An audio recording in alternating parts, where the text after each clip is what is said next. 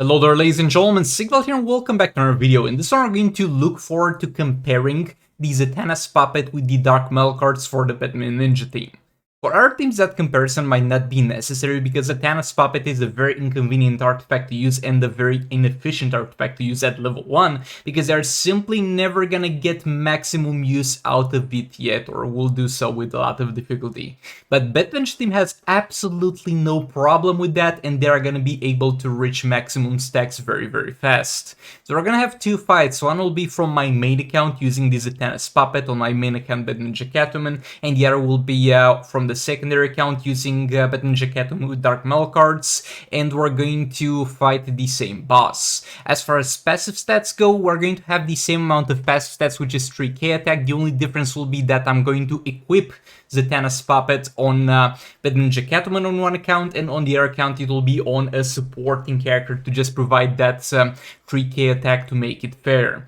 Something that the Zatanna's puppet will provide, where I'm using Dark Metal cards as well, is going to be infinite power, because it's going to provide infinite power regardless on which character it is, if you reach the amount of debuffs. But for the Ninja team, that will change absolutely nothing, because they have kind of infinite power anyway because of the growth passive. Now, the Dark Metal cards on the secondary account will be level 4, while Zatanna's puppet is level 1, and that will be a little bit of a disadvantage for the Dark Metal cards, because Zatanna's puppet on Batman Ninja Catwoman, except for the passive stats that it provides, which I have already explained why they will be equal in both tests, it's gonna be basically level 10 for the most part. Let me explain why, because with levels of this artifact, other than passive stats, the only thing you're going to gain is going to be more efficient stacking of the debuff. You're gonna get a higher chance to apply the debuffs, and you're gonna get more attack per debuff stack. Batman's team does not care. They're going to get to 500% stacks immediately, instantly, with the growth passive, with the defense and attack reduction that stacks at multiple different negative effects, or if I call them debuffs so far. And the only thing that should change is going to be whether you apply the damage increase debuff or not, but that doesn't matter that much, and this buff seems to be a little bit bugged.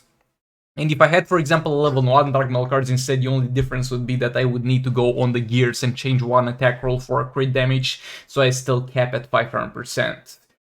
And the Batman Catwomans on both accounts are gonna be very similar, and Robin and Grodd are gonna be the same star rating, so this is as fair of a test as it is going to get. So let's take a look at the fights, and then let's break down what conclusions we're going to draw from them.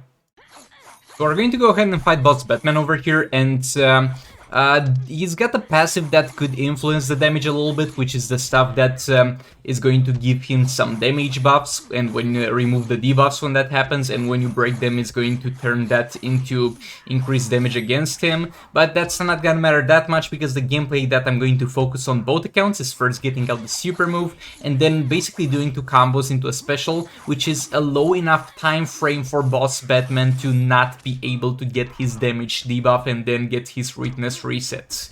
So you can see that we're going to sit on both accounts for the most part of the fight, except for a little bit at the start at 0 weakness. In this first fight, it's going to be the Puppet of Zatanna, or if I call it Hand of Zatanna so far. Oh boy, yeah, it's going to be absolutely devastating damage, considering the only thing that gives us passive stats is gonna be the level 1 Hand of Zatanna.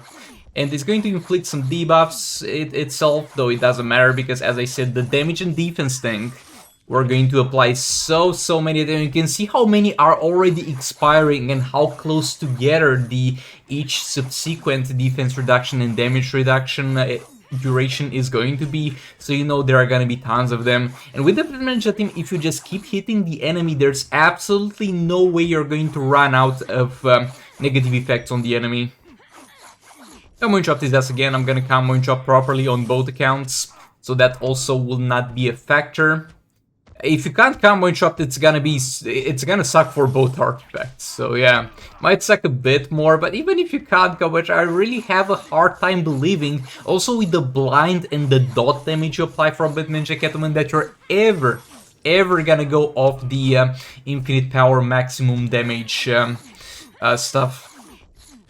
And yeah, Boss Batman stood no chance, and he's gonna die here in a second with more or less 1 minute left, or maybe closer to 50 seconds. We'll see here in a second. Yeah, he's dead with 54 seconds left. That's as far as it goes with the Hand of Zatanna. The Puppet of Zatanna. Boy, why did I have to put an artifact in the game that's called Hand of Zatanna and now Puppet of Zatanna? It's really messing up with my two still alive brain cells. Yeah, so from the secondary account we're gonna have the kind of same gameplay. Also, I messed up because he removed his debuffs before I could do the super move. Oh yeah, he removes all the debuffs from himself with that thing, so you could tell from the fact that he kind of never removed the debuffs that we were not taking advantage of the increased damage against him mechanic. Here he's gonna have weakness applied yet again, same as it was in the previous fight, just until we get into the next special. And yeah, now that's gone and we're going to get the raw damage out of it. And yeah, the Dark Metal cards are going to give me the guaranteed crits, are going to put me at 500% crit damage, and they're going to benefit from some attack from the level 1 Puppet of Zatanna that we have on one of the other two characters. And yeah, the damage is far lower. The damage is going to be so much lower than the Puppet of Zatanna. So what does that mean? It means that Dark Metal cards is far worse on the Batman Ninja team than Hand of Zatanna. Not really, actually. Not really, because for the Puppet of Zatanna, there's gonna be not that much room for improvements. Because what you're virtually getting for the Batman Ninja team, because they don't really care about Unblockable. I mean, you might care about Unblockable if you can't combo and chop with them, but they don't really care about Unblockable if you can combo and chop. They don't really care about the infinite power. So the only thing they're really getting out of it is going to be the increase in attack. Now, the increase in attack is going to be quite a huge amount, considering that they are so easily able to stack it, and it's gonna be an extremely great amount for them.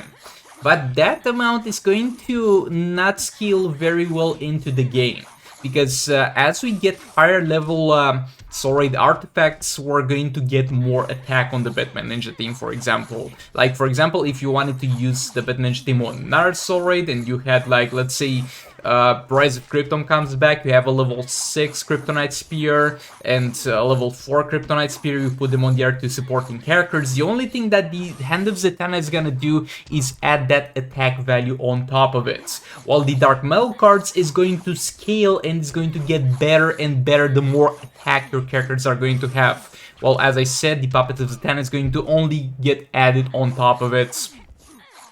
So it's not really a matter of is Puppet of Zatanna better than Dark Metal cards? Is a matter of, is it at the moment for you? And most likely will be for quite a long time, considering the performance difference between them, but you're going to get to a point most likely where the Dark Metal cards is going to outscale the Puppet of Zatanna, but I'm not sure where that thing will be exactly.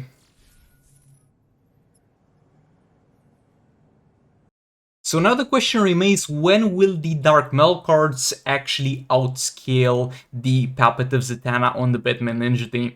Well, 90% of the people watching this video will not really need to worry about this, and this is in the first place pretty hard to calculate, because even though this does not scale very well with higher level artifacts, Batman Ninja Catwoman does benefit from that attack, and this kit added on top is definitely not the worst thing in the world. And you might get to the point where it's better to use Dark Metal cards instead of the Puppet of Zatanna on the Batman Ninja team, when you have like a double level 7 God Killer Soul Raid artifact type of deal.